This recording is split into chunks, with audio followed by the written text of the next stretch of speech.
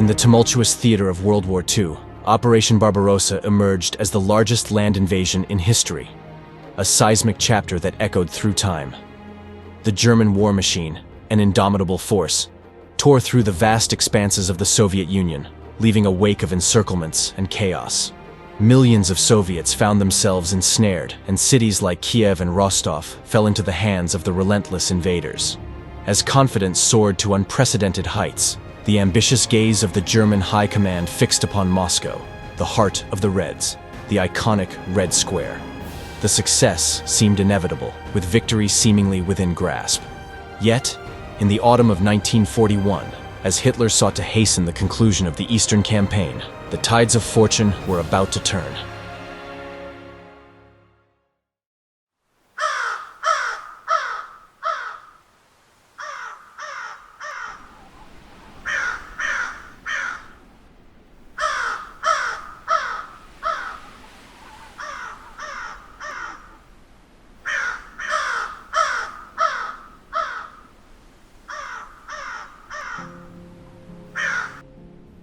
I hope this letter finds you well amidst the chaos of war. As I sit down to pen these words, I am enveloped by the biting cold of the Russian winter, a relentless adversary that seems as formidable as the enemy we face on the front lines. Our journey towards Moscow with the Second Army has been fraught with challenges, and the bitter cold has become an unrelenting companion. The unforgiving Russian winter spares no one, and its icy fingers seem to penetrate every layer of clothing, chilling us to the bone. The landscape, once a distant and foreign vista, now stands as a harsh and inhospitable battleground where the very air we breathe freezes in our lungs. The freezing temperatures test the limits of our endurance, and each step forward feels like a battle against an unseen foe. Our uniforms, meant for milder climates, offer little protection against the brutal cold. The biting wind cuts through every seam and crevice, leaving us shivering and numb. Nights are especially cruel as the temperature drops to levels that defy description, and we huddle together for warmth, seeking solace in the shared misery of our comrades. Operation Typhoon resembled a bruising boxing match, with both contenders, the Soviets and Germans, staggering and battered, struggling to remain upright. The weather worsening day by day, Soviet forces, numbering over 1 million soldiers and 1,000 tanks, had entrenched themselves in multiple defensive lines constructed by women and children around Moscow. The Germans, in response, assembled nearly 2 million troops, along with more than 1,000 tanks and 500 aircraft. The strategy mirrored previous successful tactics, executing a series of pincer movements to encircle and annihilate the Soviet armies in the vicinity of Moscow, followed by an advance into the capital.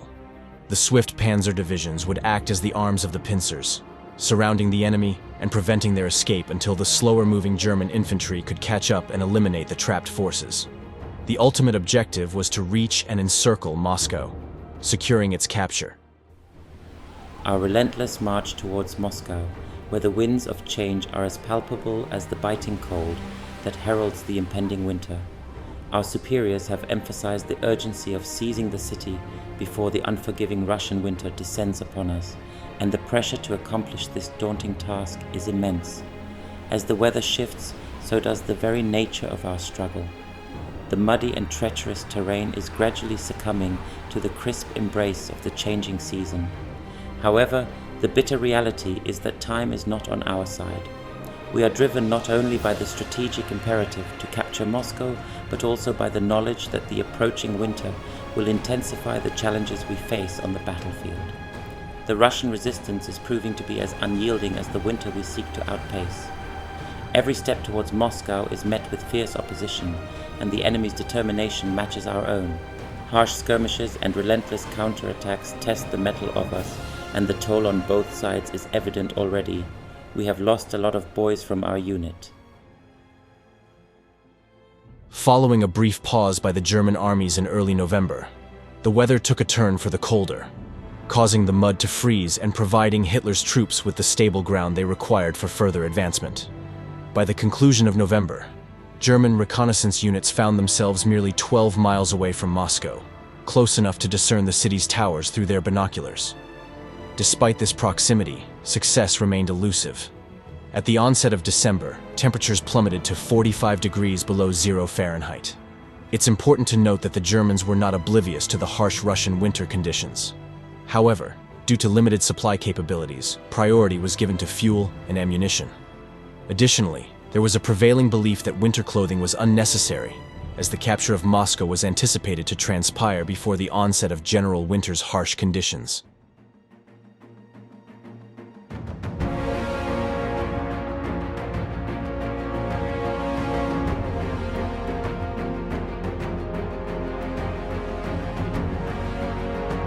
As the Soviet counteroffensive commenced on December 5th, Soviet forces encountered a German army resembling more scarecrows than humans. German weaponry and soldiers were immobilized by the bitter cold, with some soldiers even freezing to their weapons. Helplessly, survivors observed as the Soviets, warmly clad in fur-lined jackets and boots, and concealed in white snowsuits, materialized like specters through the mist and snow. At this crucial juncture in the major battle, a pivotal decision had to be made. Certain generals within Hitler's ranks advocated for a retreat to a defensive line distant from Moscow.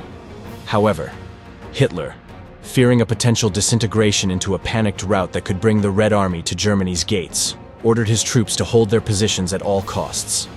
This entailed adopting a hedgehog defense strategy, fortifying strong points to be defended even when surrounded. Despite disagreements leading to the dismissal of some generals, many German commanders later commended this decision for averting a collapse akin to Napoleon's Grande Armée in 1812. As the Soviet forces valiantly pushed forward, the time for retreat had arrived. The Soviets relentlessly battered the German line, while the German forces struggled, grappling with severe frostbite, illnesses, and other challenges. One German soldier recounted his inability to physically pull the trigger on his rifle due to the intense freezing of his hands.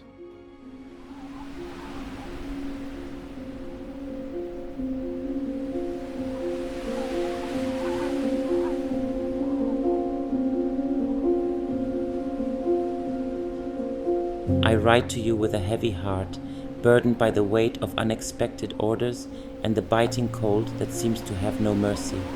The situation on the front lines has taken an unexpected turn, and we find ourselves compelled to fall back as the Fourth Army regroups.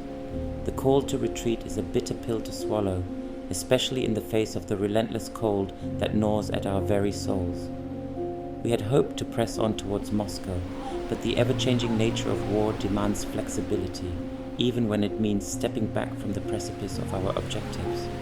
As we prepare for the retreat, the urgency of the situation is heightened by the absence of our winter uniforms.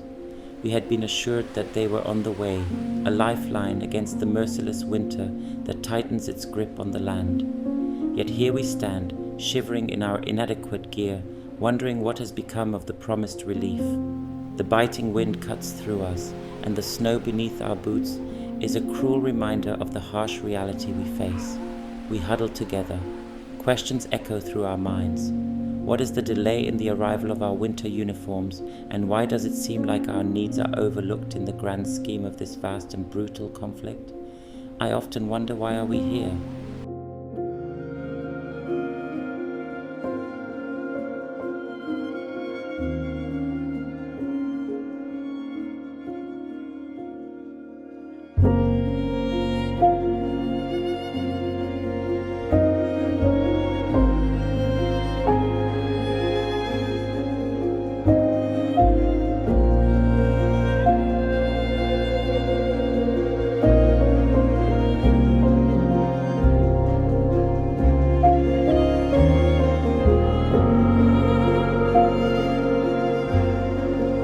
Stalingrad, the graveyard of millions.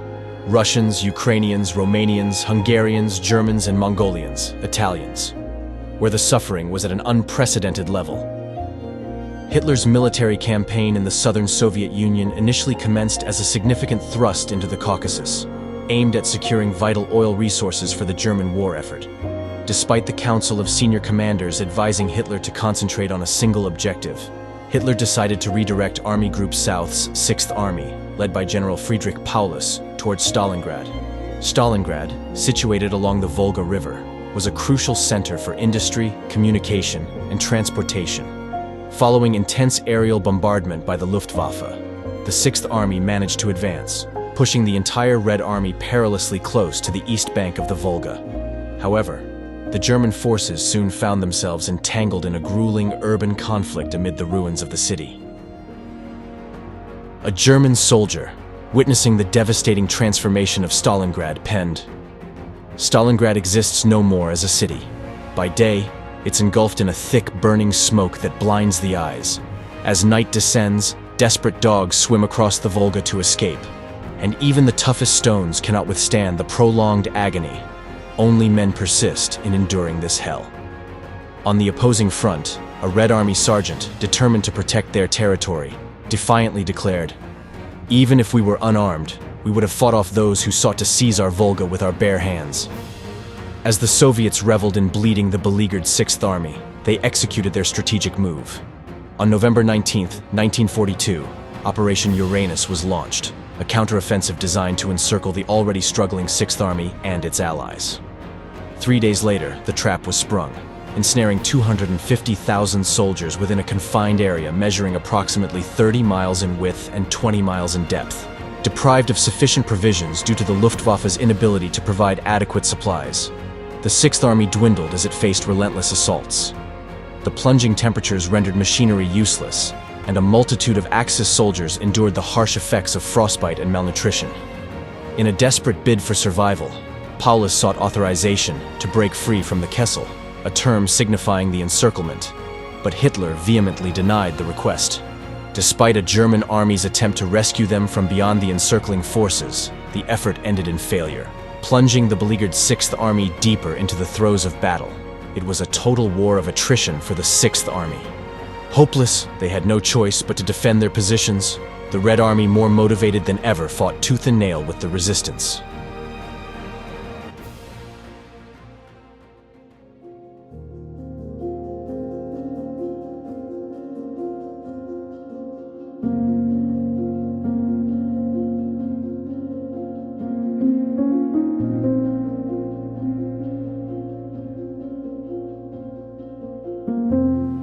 I write to you from the depths of the nightmare that is Stalingrad. The situation here has deteriorated beyond imagination, and each passing day is a struggle for survival in the face of unrelenting hardship. Food ran out long ago, and desperation has driven us to unthinkable measures. The cold is an unforgiving specter, penetrating our bones and spirits. Heavy fighting rages on, a relentless and seemingly endless conflict. The scarcity of provisions has forced us to make desperate choices for food. It pains me to admit, but we reached a point where we had no other option but to consume the dog of one of our officers. The moral toll of such an act weighs heavily on our conscience, a haunting reminder of the depths to which we've descended in this struggle for survival. The biting cold of Stalingrad is a merciless adversary, and our threadbare uniforms offer little defense against its relentless onslaught. We huddle together for warmth, but the chill seeps through, a constant reminder of the harsh reality that surrounds us. Frostbite is an ever-present threat, claiming both limbs and hope with equal cruelty. The heavy fighting continues unabated, the thunderous roar of artillery and the staccato bursts of gunfire echoing through the desolate nights. Our enemy, resilient and determined, seems to draw strength from the very ruins that have become our prison. God help us.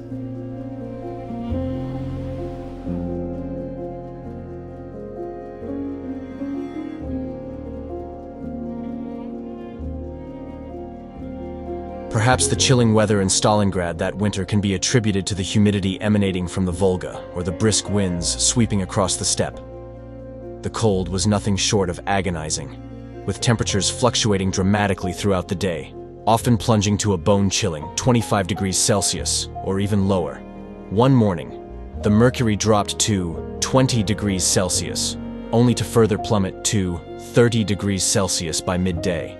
The afternoon brought an even more frigid 35 degrees Celsius, and as evening descended, temperatures reached a staggering 40 degrees Celsius. Under the cover of darkness, the thermometer dipped to an astonishing 44 degrees Celsius. A war correspondent, who ventured to Stalingrad later, vividly depicted the severity of the cold, emphasizing how one's breath would catch and breathing on gloves would instantly result in a thin film of ice.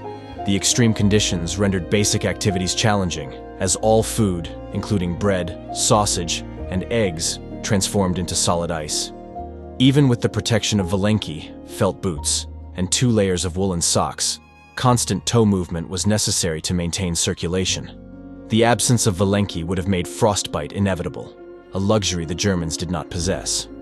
To preserve the condition of one's hands, constant clapping or playing imaginary scales became necessary in the relentless battle against the bitter cold.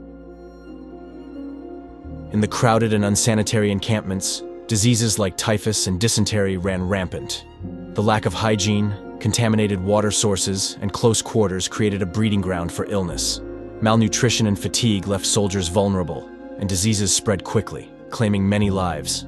Temperatures plunging below freezing, ill-equipped for the cold, German soldiers faced a relentless enemy. Frostbite, inadequate clothing, scarce supplies, and minimal heating meant that many suffered from frostbite on their extremities.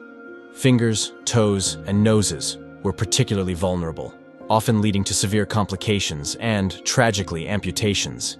It is estimated thousands fell due to frostbite and starvation within the encirclement. I hope this letter finds its way to you somehow, conveying the struggles we're enduring here. It's January 11th, and every day is a battle against the cold, hunger, and everything that seems tighter with each passing moment. I apologize if my writing seems shaky. My hands are not what they used to be. The bitter cold numbs everything, and I find it hard to grip the pen properly.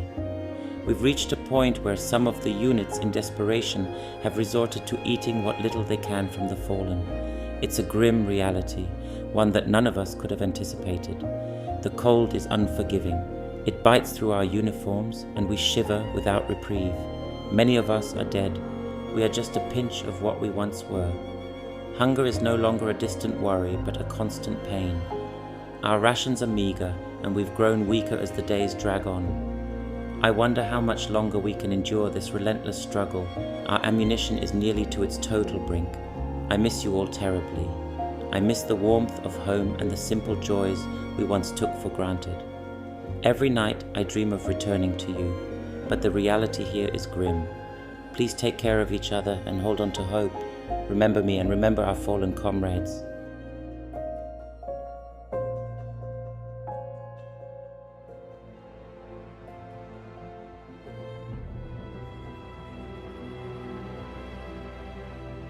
Many more brutal battles unfolded in the unforgiving winter of World War II, prompting the question, why did the Germans endure such harsh conditions?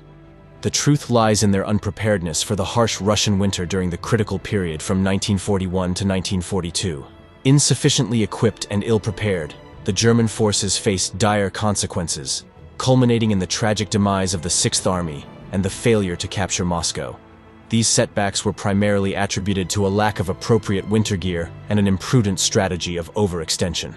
Hitler's eagerness for swift victories, reminiscent of his success on the Western Front, blinded him to the resilience of the Soviet forces. The unexpected tenacity of the Soviets, akin to Napoleon's ill-fated campaign in Russia, caught the Germans off guard. As history has shown, the brutality of Russian winters cannot be evaded, and military strategies must account for these formidable conditions. In the aftermath of these setbacks, the German forces adapted to the harsh winter environment. New winter gear was promptly introduced and implemented, transforming the nature of the conflict within the icy battlegrounds. The ensuing battles in the frozen landscapes reached unprecedented levels of intensity, as both sides grappled with the challenges posed by the extreme weather conditions. The adaptation of the German forces marked a turning point, underscoring the importance of preparedness and strategic flexibility in the face of the unpredictable elements of war. The pivotal Third Battle of Kharkov unfolded, marking a significant turning point in the Eastern Front of World War II. During this engagement, the German forces demonstrated remarkable adaptability by prevailing over the Soviets amidst the challenging winter conditions. The encounter not only showcased the strategic prowess of the Germans, but also exposed them to the unique snow tactics employed by the Soviets. Following this critical battle, the Germans quickly assimilated the lessons learned and familiarized themselves with the intricacies of Soviet snow warfare. This newfound understanding enabled them to level the playing field, making them equally adept at confronting the Soviets in the harsh and unforgiving winter conditions that characterized the Eastern Front. The Third Battle of Kharkov thus served as a catalyst for the Germans to refine their military tactics, ensuring they were well prepared to engage the Soviets in the brutal winter landscape. This adaptability and resilience played a crucial role in shaping subsequent confrontations, as both sides engaged in a protracted struggle amidst the challenging environmental conditions that defined the Eastern Front during that period. Subsequently, a series of notable battles unfolded, further intensifying the brutal nature of the Eastern Front during World War II. The Battle of the Korsun-Cherkasy Pocket, the Battle of Narva, and conflicts in the Baltic region, including the protracted Leningrad siege, collectively transformed the entire Eastern Front into a frozen and unforgiving theater of war.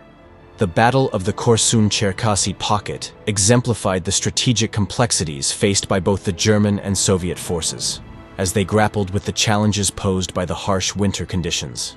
Similarly, the Battle of Narva and other engagements in the Baltic region witnessed fierce clashes amidst the chilling temperatures and treacherous terrains, further contributing to the Eastern Front's reputation as an icy hell.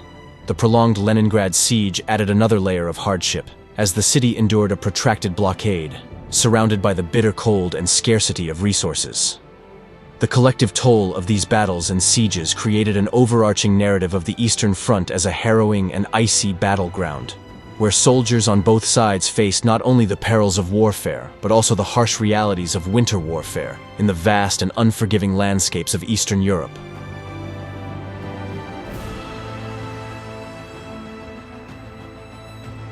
As we wrap up this video, I hope you've gained valuable insights. It's crucial that we don't lose sight of the lessons history teaches us. A stark reminder that innocent soldiers often bear the brunt of decisions made by those comfortably seated in the halls of power. Let's not forget that. Don't miss the chance to connect with us on Instagram and support our work on Patreon. Links are down below. Your continued support means the world to us, and we can't thank you enough. Until the next video, take care, and we'll catch you soon. Goodbye for now.